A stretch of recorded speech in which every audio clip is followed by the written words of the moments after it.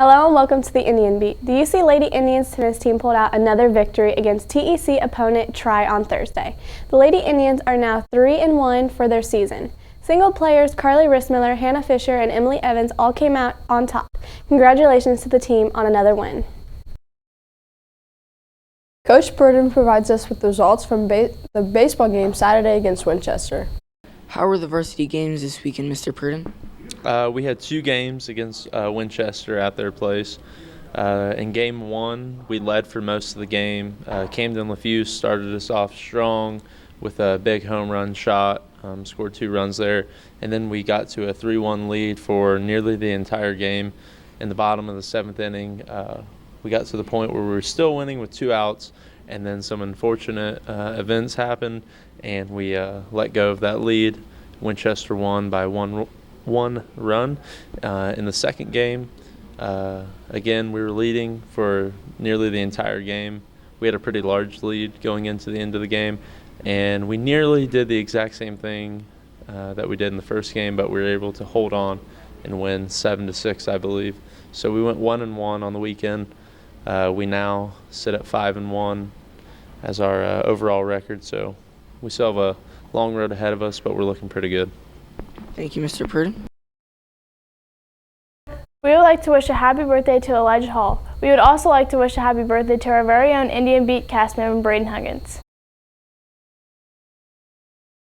If you're interested in taking summer PE this year, please see Miss Osborne for a packet. It is $60 and you'll be getting a t-shirt as well as going to Sky Zone, Houston State Woods Park, canoeing, Mound State Park, Top Golf, swimming, and Pine Lake. You can get a semester's worth of PE done in just 8 days and have Fridays off.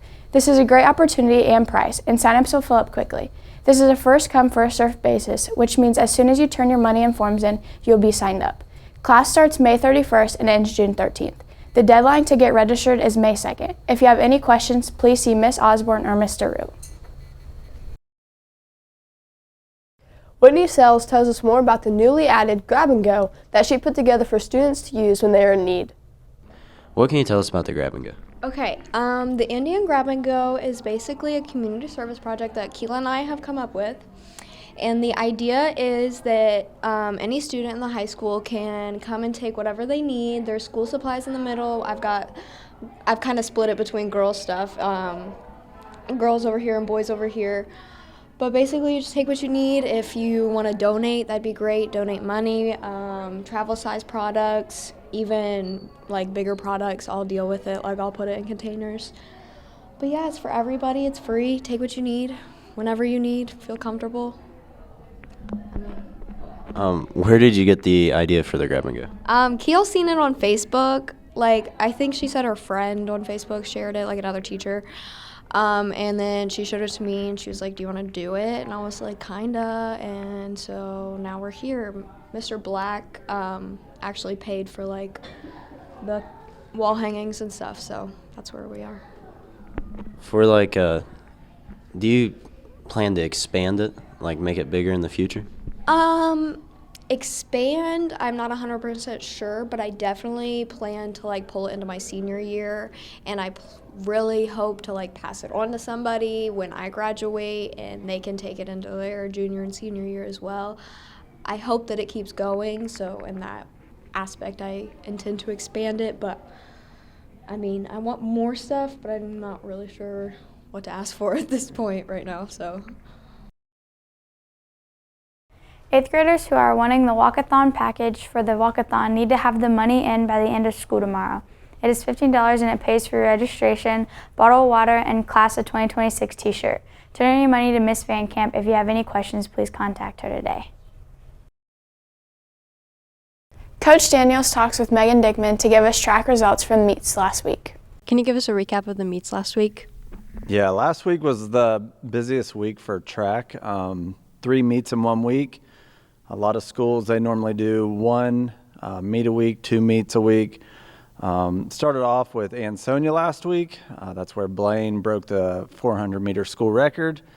It was held by Tim Brewer 33 years ago. But not only that, I thought the teams performed really well. From Ansonia to Wapahani, that's where the competition as a team That's probably the toughest team we'll see until sectional. Great performances by everybody. Megan, you set a new PR in the 300 hurdles. The 4x4 relay team, they set a new PR this past week with a 3:39. It's been a couple years since we've had a team go that low. Really, everybody did really well. Then the invitational on Saturday, not perfect temperature, not perfect weather. Windy, so you expect big things, but with the conditions, things can change. I thought as a team, boys and girls, we did really well against some of the toughest competition that we've had this year with Eastern Hancock and Wapahani. The girls team, I feel that if they had a couple more girls, we could have been competitive as a team. Hopefully, people see how this year goes and sees that there are good girls on the team in hopes of next year having more girls. Coming up from the junior high, which this week also they won the Union County Invitational. So it looks pretty bright here at Union City. Hey, awesome. Thank you. Quincy Medaw tells us about tomorrow's dress-up day, and the event will be happening in honor of Sad Week.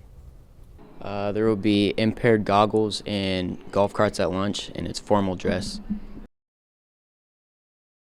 For the weather today in Des Moines, Iowa, it is 33 degrees, partly cloudy with a 20% chance of rain. What do you call a person with no body and no nose? Nobody knows.